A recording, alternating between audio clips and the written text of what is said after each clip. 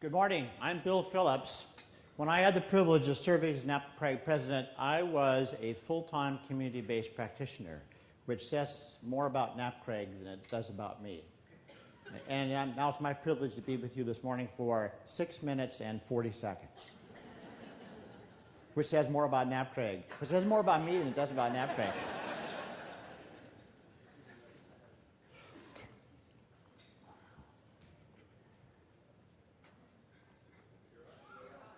I'm on. Okay. I'm Bill Phillips. I'm from Seattle. Seattle is a place we have a lot of experience with rain, and we have experience with all manner of things green. Now, Larry and Carol have staked out the field and honored the founding planters of family medicine research, and I'm going to go over the growth over the next 5 years. In primary care, we have a high value on context, so here's a brief review of what happened during that period in history. The Hubble went up, and the wall came down. Do we want to start again? In the beginning, there was a beautiful verdant land, and then there was NAPCRAG, and Maurice said, it was good. Now, many believe that the N in NAPCRAG stands for North America, but the pioneers know it really stands for nurturing. In these early years, NAPCRAG was just really the annual meeting. Each year, some member raised his hand, volunteered, and says, next year we'll have the meeting at my place.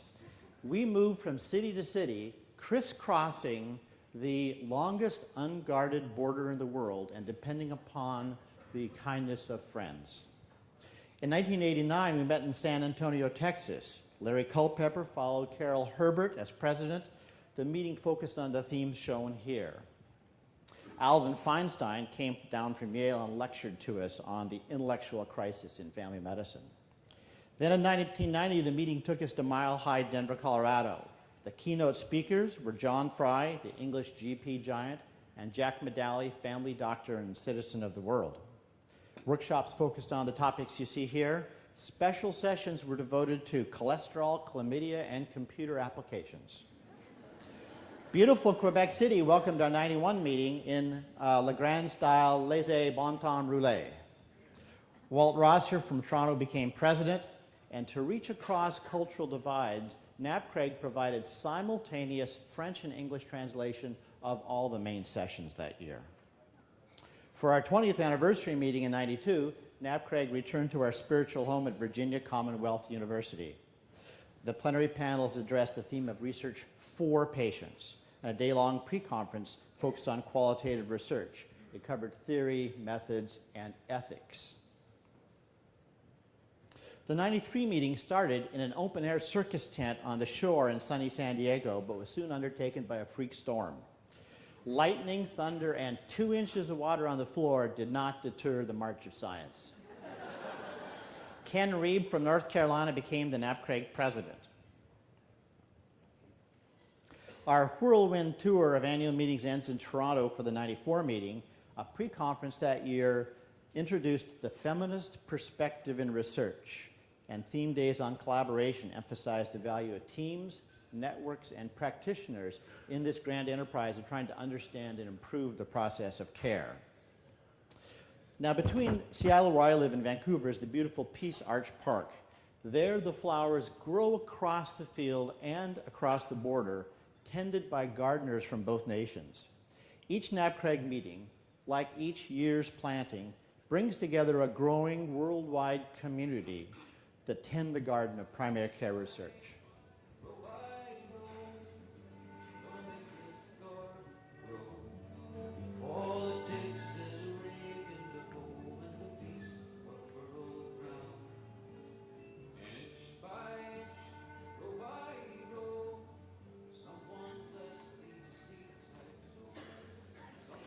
Now, of course, this inch-by-inch measurement deal is an outdated Americanism. Metric system would be more modern and more culturally proficient. But thinking about this, we're together, the group of us, the ones that tend the NAPCRAG garden. And every garden needs essentials. The essentials include seeds. During this time, NAPCRAG investigators sowed seeds that yielded early harvests and still provide for us today. These vanguard PBRNs cultivated questions that arose from practice and talked about the experience of illness and care in our communities. Here's an example of the authors from the Aspen Depression Study. Of course, you can't see the individual names, just like you cannot see the individual trees in our Pacific rainforest.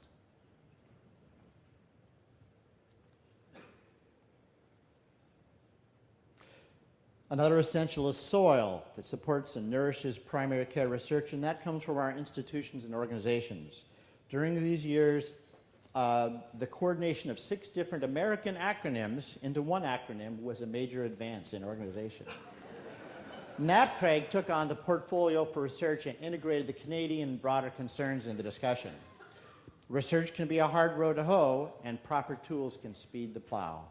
These years saw the development and dissemination of research methods for qualitative, quantitative, mixed methods research, practice observation, and clinical classification. Nothing grows without rain, and the winds began to blow a few clouds our way. The first research fellowships were founded in '88. ACPER, now called ARC, started next year later. Though we did not get an Institute for Primary Care Research at NIH, federal funds began to trickle our way.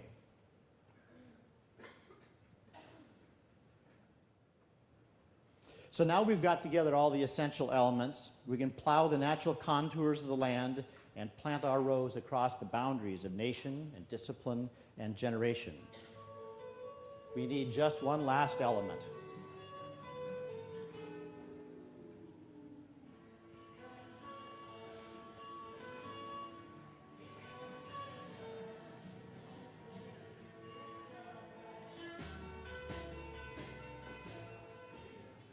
Happy birthday, NAPCRG. Thank you very much.